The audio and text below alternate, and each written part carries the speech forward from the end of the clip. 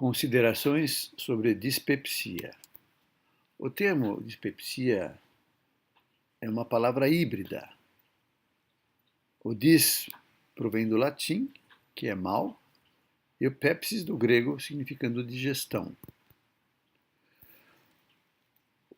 Refere-se a dispepsia a um grupo heterogêneo de sintomas localizados no andar superior do abdômen.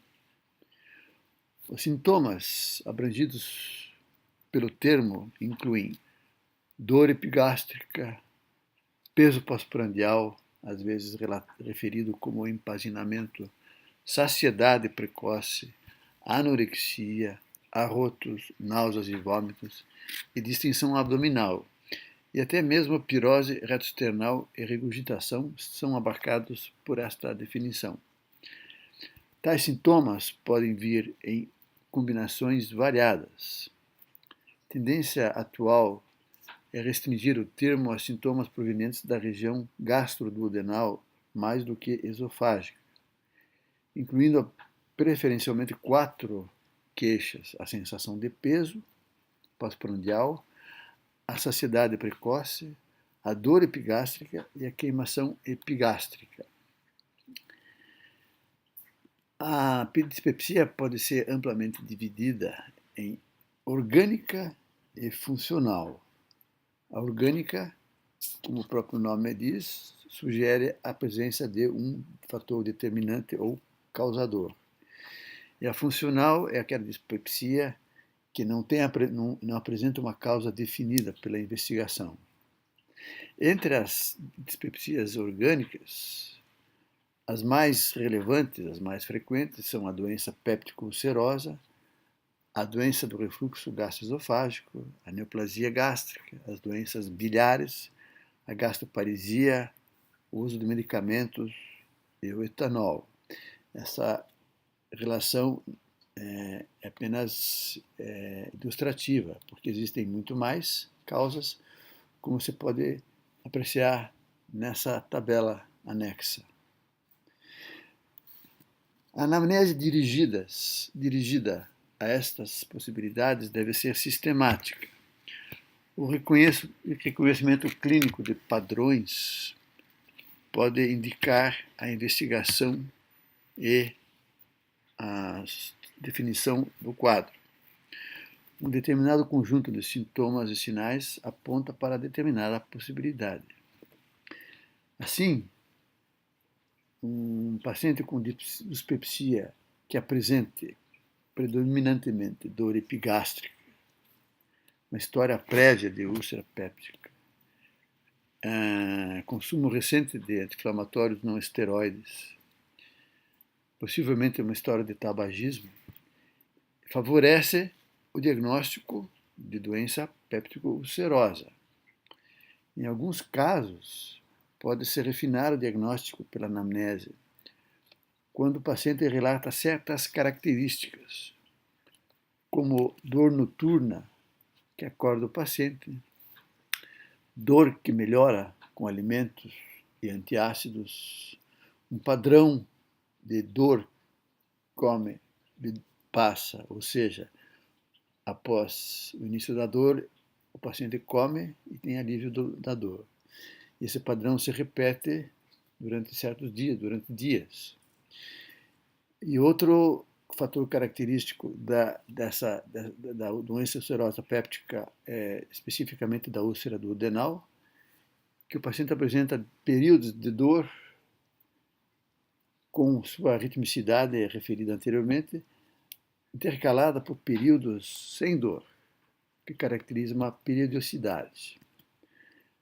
A úlcera duodenal, hoje em dia, ela é relacionada quase que linearmente com a presença de Helicobacter pylori, adquirido ou na infância ou recentemente. O padrão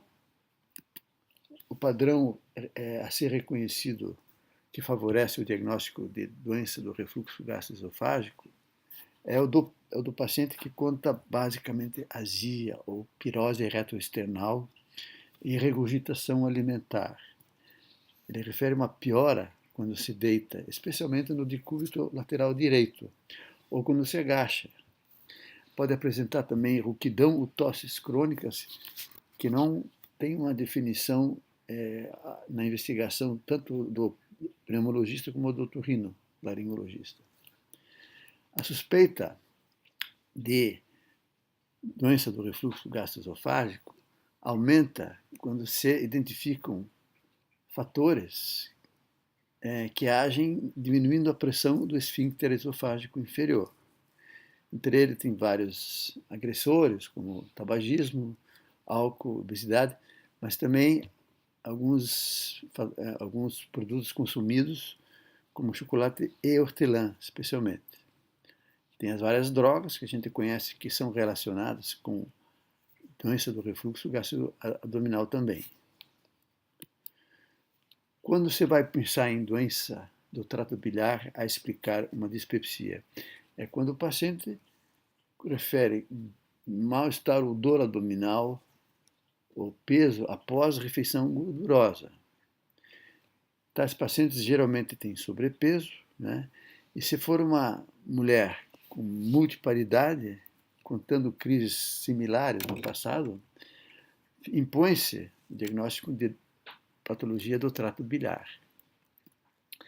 Das mais frequentes é a colecistopatia calculosa, que classicamente o paciente tem cólicas biliares após a ingestão de comida gordurosa, que duram no máximo até 6 horas, não passam de 6 horas, geralmente duram 1 a 2 horas. Quando que uma dispepsia deve ser relacionada a um possível câncer? Classicamente, quando o paciente tem mais idade, é um tabagista crônico, conta uma história recente de peso, anorexia, e apresenta aversão a cheiros, carne, fumaça, né?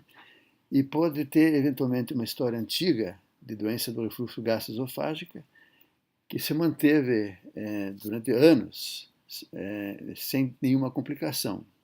Mas agora, com a perda do peso, eventualmente com anemia e outros sinais constitucionais, deve ser pensado numa eventualidade de um câncer.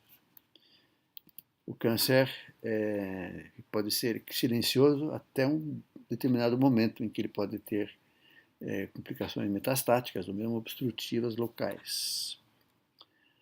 Doenças metabólicas, como diabetes mellitus, hipo e hipertireoidismo, hiperparatireoidismo, devem ser consideradas sempre que o paciente apresentar gastroparesia, ou seja, uma dificuldade do esvaziamento gástrico. Tais circunstâncias fazem parte de um complexo sintomático do diabetes. Finalmente, o inventário dos medicamentos é básico, fundamental na avaliação do paciente com dispepsia. O uso de anti-inflamatórios não esteroides para qualquer motivo, o uso de bifosfonados para a osteoporose, o uso de alguns antibióticos digitálicos, anticoncepcionais orais, fazem parte de um elenco de medicamentos que podem causar dispepsia. Existem muito mais exemplos de medicamentos, mas esses são bastante comuns, bastante importantes a serem considerados.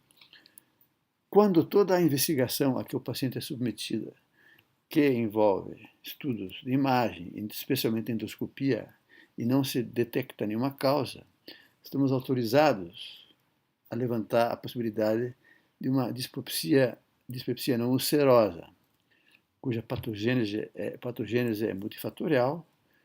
Provavelmente existe uma hipersensibilidade visceral associada a um componente de dismotilidade.